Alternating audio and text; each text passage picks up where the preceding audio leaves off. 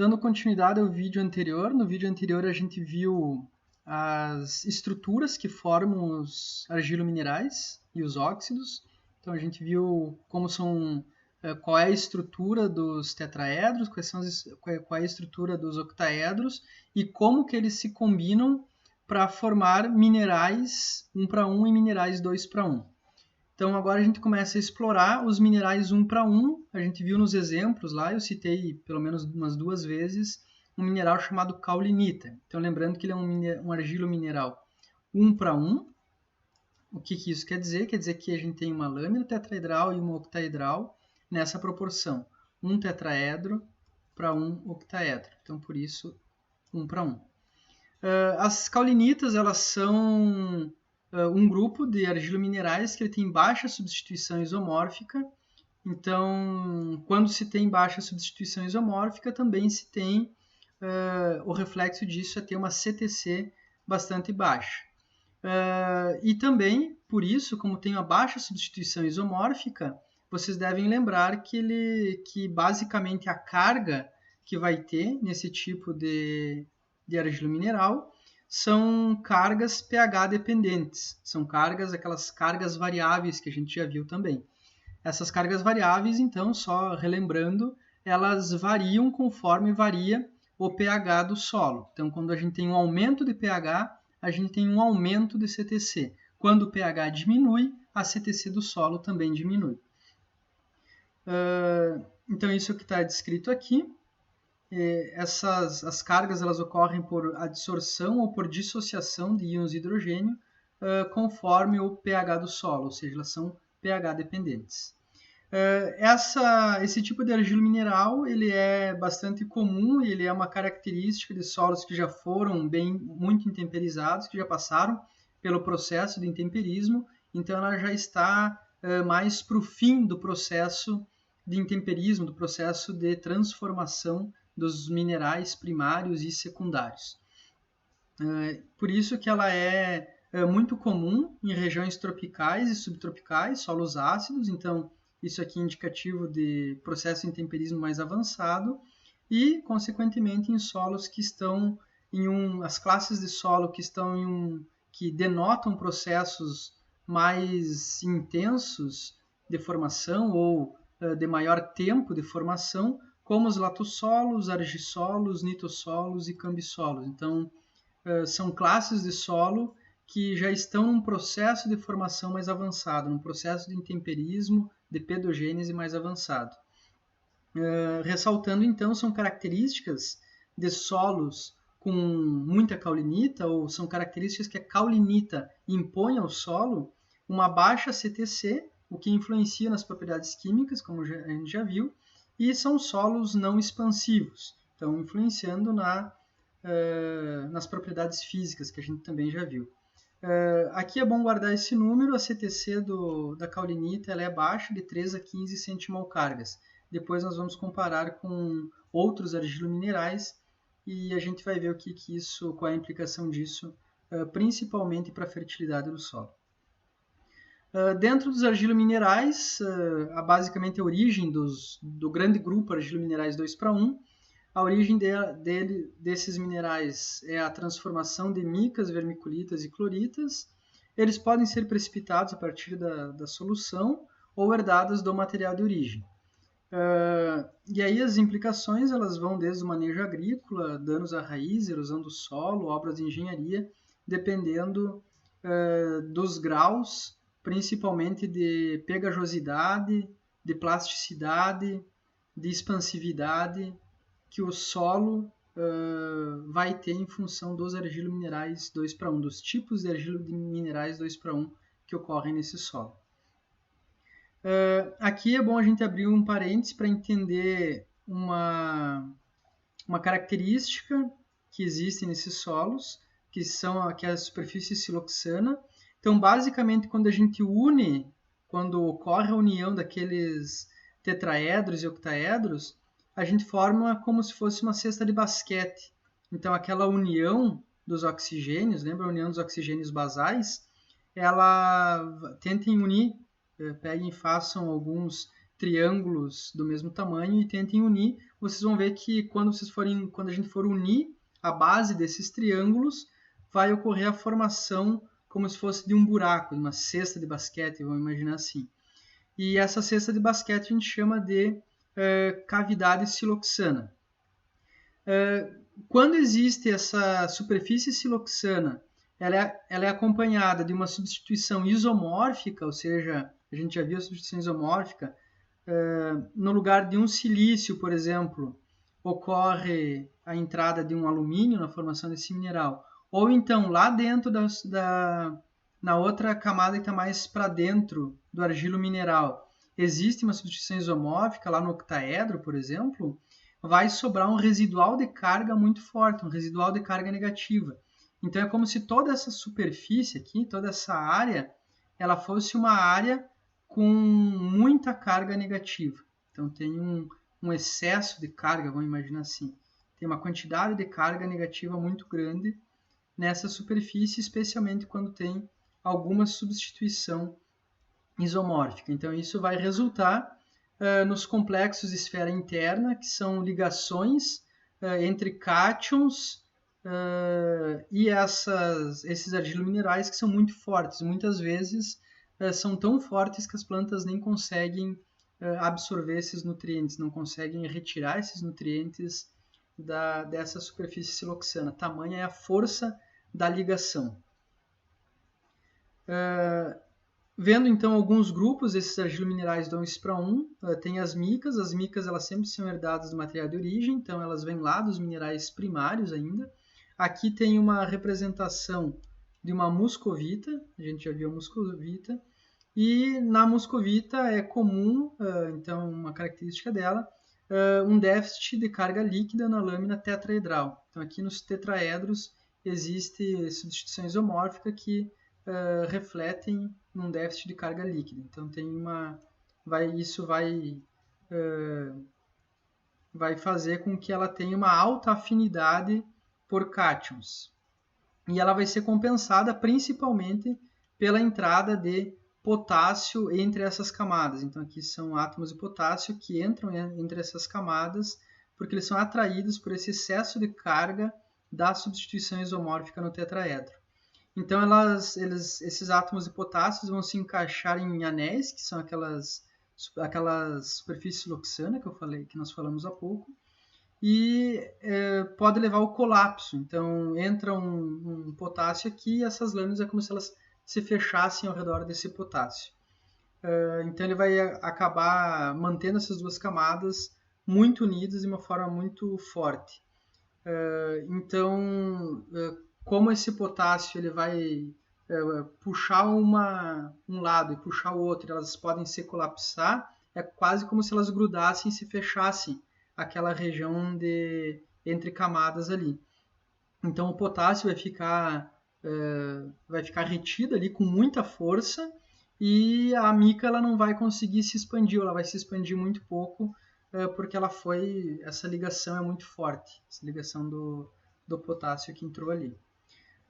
Então, abrindo um pouco o grande grupo de micas, então nós temos, lembrando, a muscovita, que é uma coloração esbranquiçada, tem um alumínio no octaedro, a biotita tem uma coloração preta, e aí no octaedro predominam magnésio, ferro e manganês, e um outro tipo de mica é a flogopita, que ela tem basicamente magnésio no octaedro. E elas são esse grande grupo de micas, então se vocês olharem aqui, todas elas têm potássio, então elas são um grupo importante para fornecimento de potássio para o solo. E as micas, então esses grupos eles se intemperizam, né? Essas micas elas vão passando pelo processo de intemperismo, vão liberando potássio, então esse menos K quer dizer que está saindo potássio da mica, e ela vai se transformando em minerais 2:1, como, por exemplo, a vermiculita. E a gente já falou da diferença entre muscovita e biotita em relação à resistência em temperismo. Então, vale relembrar que a biotita ela se altera mais rápido e, consequentemente, libera o potássio mais rapidamente do que a muscovita. Outro mineral 2:1, importante para os nossos solos, é a vermiculita. Então, ele é um argilo mineral bem mais expansivo do que as micas. As vermiculitas podem ser trioctaedrais ou dioctaedrais. As trioctaedrais, elas são originadas da biotita e as dioctaedrais são originadas da muscovita. E as cloritas, o grupo das cloritas, também ele pode se alterar e formar a vermiculita. Eles podem ser absorver cátions com baixa energia de hidratação, também reagem com o potássio de uma forma bastante intensa, formam complexos de esfera interna na superfície siloxana e não liberam. Então esse potássio ele colapsa de tal maneira que ele não sai mais de lá. Então esses solos eles são conhecidos como solos comedores de potássio. Então o potássio que entra ali no meio de uma vermiculita, ele colapsa de tal maneira aquelas camadas que o potássio não sai mais dali.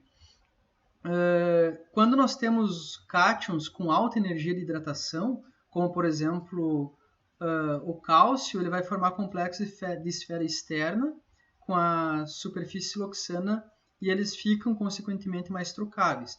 Então o potássio, se a gente pensar o potássio, ele vai ser mesmo com o raio hidratado, o potássio ele vai ser bem, bem pequenininho, ele consegue se encaixar perfeitamente na superfície siloxana da vermiculita e elas colapsam de tal maneira que não sai mais dali. Então ela vai ser quase como um sugador de potássio.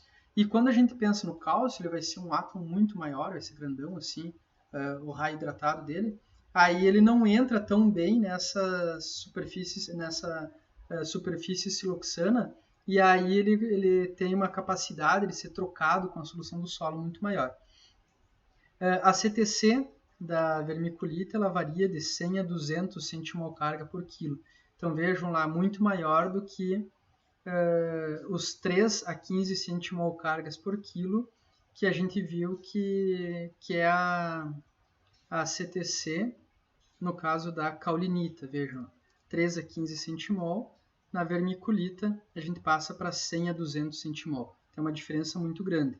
Consequentemente, a fertilidade natural de um solo com vermiculita tende a ser maior do que um solo onde predomina a caulinita. Outro grupo, também com uma CTC, já que a gente está falando de CTC alta, são as esmectitas. Tem uma estrutura muito parecida com a vermiculita, no entanto, ela tem uma capacidade maior de expansão. Então, ela consegue, essas camadas, elas expandem muito mais do que no caso da vermiculita. Então, aqui o impacto das esmectitas é muito em relação às propriedades físicas do solo. Então, pode ter rompimento de raízes, pode ter problemas em construções, por exemplo, em solos esmectíticos, em função desse movimento de expansão e contração do solo. Aqui uma comparação, então, entre algumas argilas silicatadas. Então, aqui a caulinita. Então, vejam, 1:1, né? Ó, tetraedro e octaedro, então é 1:1. E não existe, aqui entre uma camada e outra, não existe uma expansão entre camadas. Então, ela não expande. Aqui uma esmectita, 2:1, ela tem uma capacidade expansiva, pode entrar uma série de cátions aqui no meio, com moléculas de água. E ela tem uma capacidade de expansão muito grande, as esmectitas, como a gente acabou de falar. E vejam aqui todos, né, do grupo 2:1, né? Tetraedro, octaedro, tetraedro. Então aqui são todos 2:1, o único 1:1 é aqui a caulinita, né? O único 1:1. Passando da esmectita para a vermiculita, então a vermiculita pode entrar também no espaço entre camadas moléculas de água, magnésio, alguns outros íons. Aqui algumas micas, então, que colapsam potássio, então ali representando o potássio que colapsa e gruda essas duas camadas. E também existe a clorita, que é um mineral 2:1, onde ele vai ter um hidróxido que vai colapsar e fazer mais ou menos esse mesmo papel. Então elas não vão ter expansividade essas duas, porque uma entrou um potássio no meio e grudou essas camadas, e outra entrou uma camada de hidróxidos aqui, também grudou essas duas camadas. Aqui uma representação do processo de intemperismo. Então, todos os caminhos possíveis para a formação do processo de transformação ou de formação dos minerais secundários. Então, aqui nós temos, partimos lá de aluminosilicatos primários, alguns ricos em magnésio, cálcio, sódio e ferro, outros ricos em potássio. Então, aqui, por exemplo, ortoclásio, muscovita, micas, que a gente viu, biotita, eles estão aqui. E aqui nós vamos ter os feldspatos, ornoblendas, por exemplo. Se a gente for sair daqui, por exemplo, o que ele representa esse esquema?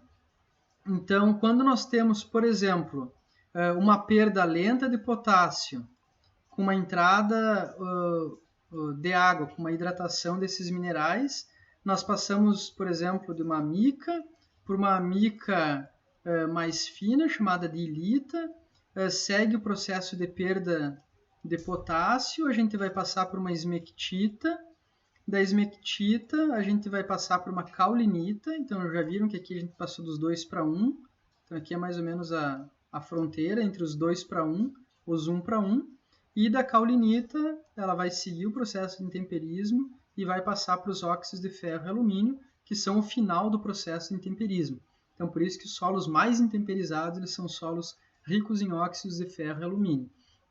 E essa velocidade ela pode ser muito maior, por exemplo, em ambientes tropicais, quentes e úmidos, então, onde a gente tem a temperatura média anual alta e uma quantidade de água disponível que passa pelo perfil também alta, o processo de intemperismo vai ser muito mais intenso. Então, a gente pode sair tanto aqui, por exemplo, dos feldspatos ou das micas, em climas quentes e úmidos, mesma situação lá em cima e aqui embaixo, a gente pode passar quase que automaticamente dos minerais primários para óxidos de ferro. Em ambientes que não são tão intensos, a remoção do silício, a remoção de bases, aí a gente vai passando por essas situações intermediárias aqui. Então, por exemplo, se a gente vê um solo que tem vermiculita, como são alguns solos aqui do Rio Grande do Sul, ou esmectita, a gente vai ver que partiu desses minerais primários aqui, e com a perda de potássio, perda de bases, eles foram passando para vermiculita e esmectita. Então, solos que têm uma proporção maior de vermiculita e esmectita, ou que essa ocorrência ela é importante na composição mineral desses solos, a gente vê que eles estão mais no início do processo de intemperismo, ou as condições ambientais elas não foram suficientes para que esses minerais se transformassem em caulinita ou se transformassem em óxido de ferro, seja diretamente ou via caulinita também. Então, aqui nesse esquema a gente pode explicar todo o processo de intemperismo usando um esquema como esse. Alguns grupos, então, de argilominerais, outro grupo importante são os óxidos, hidróxido de ferro e alumínio. Então, como eu acabei de falar, eles são muito abundantes nas regiões tropicais, que indicam solos bastante intemperizados. Um desses argilominerais, ou desses óxidos, é um óxido de ferro, muito comum, a hematita. Ele ocorre em climas quentes e úmidos, pode ocorrer sozinho, mas normalmente ele ocorre junto com a guetita, que a gente vai ver à frente, e ele tem um alto poder pigmentante. Então, todos os solos que têm a coloração avermelhada, essa coloração avermelhada ela vem desse mineral chamado hematita. Aqui no Rio Grande do Sul, se nós pegarmos, por exemplo, a região das Missões, Santo Ângelo, Santa Rosa, essa região ela tem um teor de hematita maior do que outros solos. Por isso que ele é um solo muito vermelho. Então isso não quer dizer que seja 90%, por exemplo, do solo, longe disso. Então nesses solos aí 2, 3, 4% de hematita na composição mineral do solo já é suficiente para deixar o solo completamente vermelho. Então o Planalto Médio também, Passo Fundo, quem vai em direção à Lagoa Vermelha, Vacaria vai encontrar esses solos. Então todos esses solos vermelhos que a gente encontra no Planalto do Rio Grande do Sul, eles têm esse mineral hematita, porque é ela, a gente sabe disso porque é ela que confere essa cor avermelhada a esses solos. Outro óxido de ferro que tem uma ocorrência bastante comum é a guetita. Ela é uma forma mais estável do ferro, ferro 3+, ferro oxidado, sob a maioria das condições pedogenéticas. Ela ocorre em regiões mais frias e úmidas, com teores elevados de matéria orgânica e pH ácido. Então, quando a gente anda, por exemplo, saindo dessa região que eu falei, das Missões, Santo Ângelo, mesmo Cruz Alta, região do Planalto, e se dirige numa direção de oeste para leste, no Planalto Gaúcho, a gente vai aumentando a altitude. Então, nesse aumento de altitude, a gente vai passando também para regiões mais frias e mais úmidas, como a região dos Campos de Cima da Serra.